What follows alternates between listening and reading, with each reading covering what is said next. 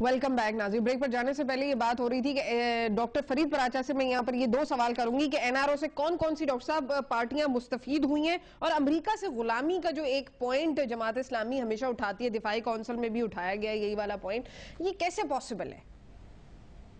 اچھا صوفیہ، جو N R O کا ہے وہ تو اتنا واضح ہے نا کہ 8,401 کیسز ہیں، اور ان تمام میں سے استفادہ کرنے والوں میں بڑی بڑی پولیٹیکل پارٹی شامل ہیں، جس میں پاکستان پیپلز پارٹی سب سے زیادہ ہے، ایم کیو ایم ہے اس میں، یعنی 3,500 قتل اور اقدام قتل کے کیسز ہیں کہ جو ان کے تحت جو ہیں وہ معاف کیے گئے اور ایک سائیڈ کے اوپر رکھے گئے.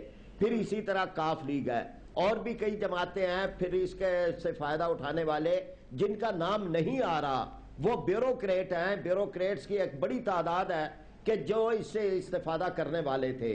اور اس سے کا ایک اہم اور پہلو جو ہے وہ خود ہماری اسٹیبلشمنٹ ہے، یعنی پرویز مشرف اس کے ایک اینڈ پہ تھا جو آرمی چیف تھا.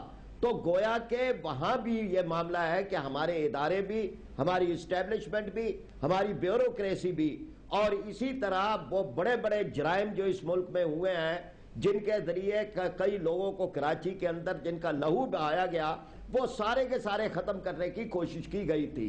یہ این آر او جو ہے یہ ساری چیزوں کے خلاف تھا، یعنی آئین پاکستان کے بھی، انسانیت کے بھی، اسلام کے بھی، اور اصول قانون کے بھی، اصول انصاف کے، سب کے مخالف تھا. اب جو دوسرا آپ کا سوال ہے اس پہ میں بات کرتا ہوں کہ یہ معاملہ جو ہے وہ اتنا مشکل نہیں ہوتا. جب ایک آپ کی کمٹمنٹ ہوتی ہے، جب آپ کے ہاں آپ کے ایک ڈٹرمینیشن ہوتی ہے، آپ کرنا چاہتے ہیں تو پھر ساری کچھ ہو جاتی ہے. قوم اگر ساتھ ملی ہوئی ہو تو یہاں ہمارے دنیا کے اندر امریکہ کی جارحیت کے مقابلے میں کئی ملکوں نے اور بہت چھوٹے چھوٹے ممالک نے کھڑے ہو کے یہ بتا دیا ہے کہ امریکہ سے زیادہ کمزور اور اس سے زیادہ بزدل وہ کوئی نہیں ہے. محض ٹیکنالوجی کے زور پر کسی ملک کو یا کسی قوم کو غلام نہیں بنایا جا سکتا. خود انحصاری کی پالیسی اپنائی جائے.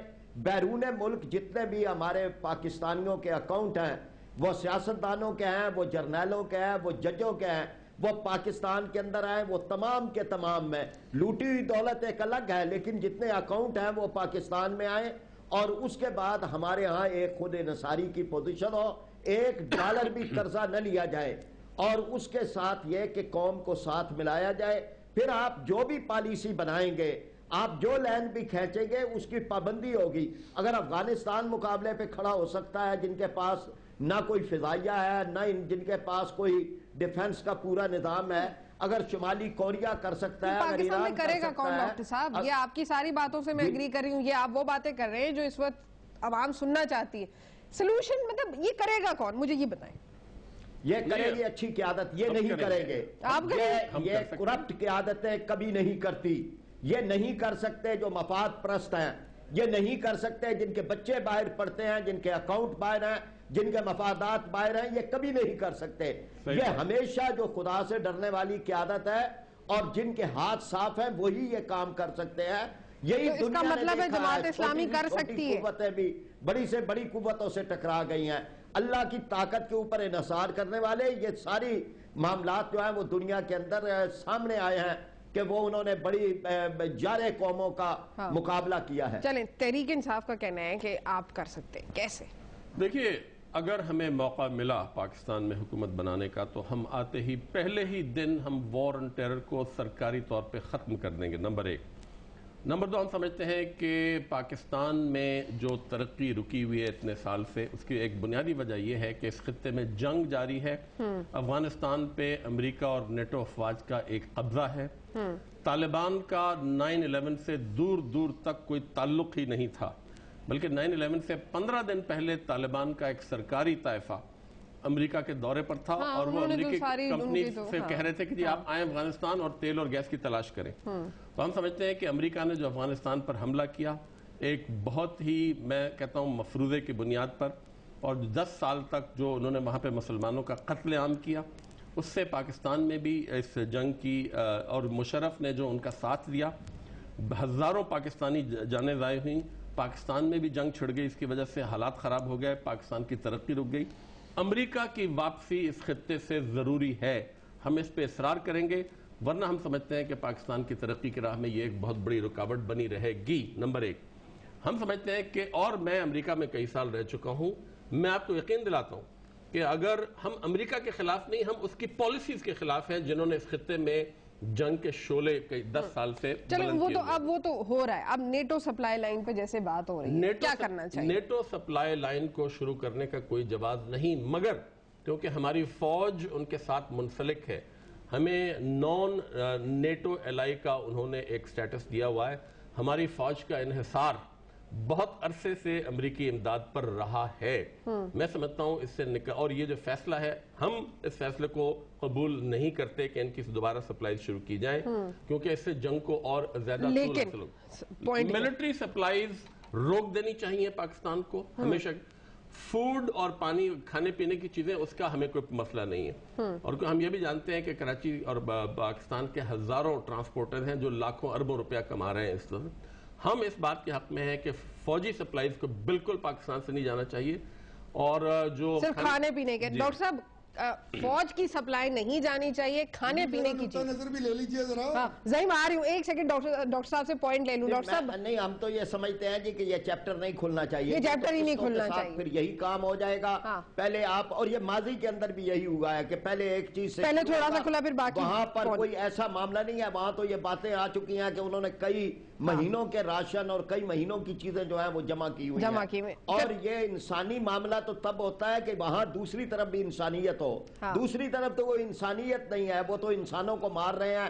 انہوں نے تو گواتا ناموں سے ایک آدمی بھی رہا نہیں کیا. ابھی بھی کتنے پاکستانی ہیں جو وہاں پہ ہیں، ڈاکٹر عافیہ صدیقی وہاں پہ ہے، جن کا اپنا طرز عمل غیر انسانی ہو، ان کے ساتھ انسانی بنیادوں پر کوئی بات آگے نہیں بڑھتی. جی ظہیم آپ کہنا چاہ رہے تھے کچھ. جی میں ڈاکٹر صاحب کی بات سے ایگری کرتا ہوں. یہ وہی ایسٹ انڈیا کمپنی ایٹیٹیوڈ ہے جو ایک زمانے میں انگریزوں نے روا رکھا تھا کہ کاروبار کی نیت سے آئے اور اس کے بعد مالک بن گئے، شروع ہو گئے 1 2 3 کر کے ہمیں people should put our foot down over this. اور دیکھیں جہاں تک معاملہ ہے امریکی تسلط سے انکار کا، تو ہمیں تو یہ کریڈٹ بہرحال دیا جانا چاہیے کہ ہم نے پروو کیا جب ہم نے ایٹامک ایکسپلوژنز کیے. بل کلنٹن کے 6 ٹیلی فون، $70 ارب اور بہت کچھ یہ کہہ کے انکار کر دیا کہ ہم خطے میں بھارت کے تسلط کو نہیں مانیں گے اور ہم برابری کی سطح پر تمام ممالک کے ساتھ اچھے تعلقات کے خواہاں ہیں.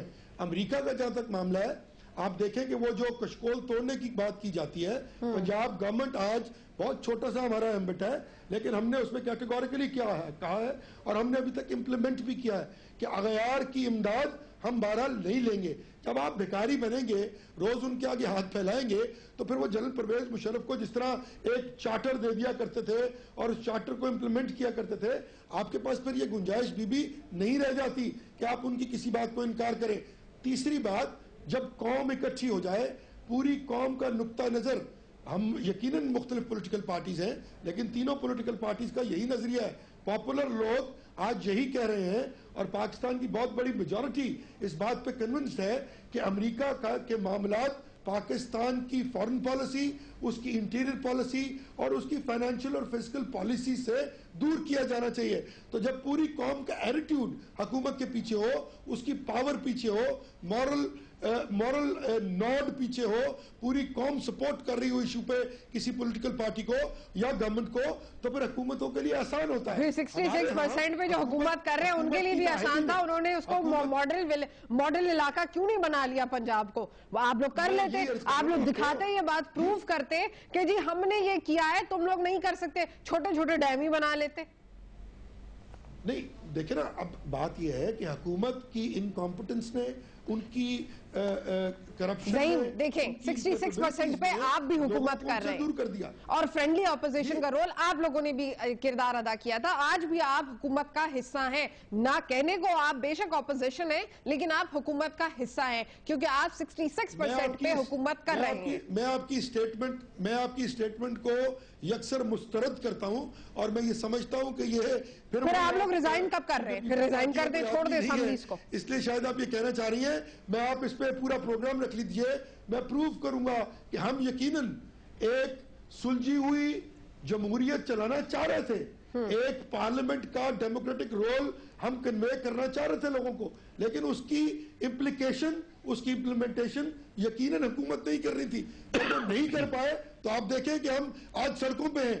استعفوں کی آپشن ہمارے پاس آپ کے موجود ہے. کرنے اور چاہنے میں فرق یہ ہوا کہ مجمع تحریک انصاف کے جلسوں میں پہنچ گئے لوگ. چینج اور سونامی کا وہاں سے انتظار کر رہے ہیں. اس کی وجہ یہ چینج آئی ہے. یہ دیکھیں بی بی، یہ سونامی اور یہ ساری بات چینج یقیناً اچھی بات ہے، اس میں کوئی برائی نہیں ہے، لیکن اس کی امپلیمنٹیشن جو ہے یہ تو تبھی ہوگی جب کسی قسم کے لوگ یا یہ یا ہم یا کوئی اور جو واقعی چینج لانا چاہے گا یا جو چیزوں کو تبدیل کرنا چاہے گا وہ اقتدار میں آئے گا. ابھی تو جاوید ہاشمی آپ کی پارٹی چھوڑ کر ادھر چلے گئے. ان کے بھی کوئی ویژن ہوگا نا، ان کا بھی. یہ تو نہیں ہے.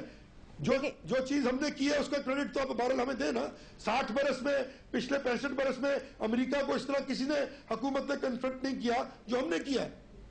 اچھا چلیں اس پر حکومت کو کنفرنٹ کیا. ایک بریک لینے دیں نعیم صاحب، بریک لیتے ہیں، بریک کے بعد واپس آتے ہیں. ناظرین میرے ساتھ رہیے.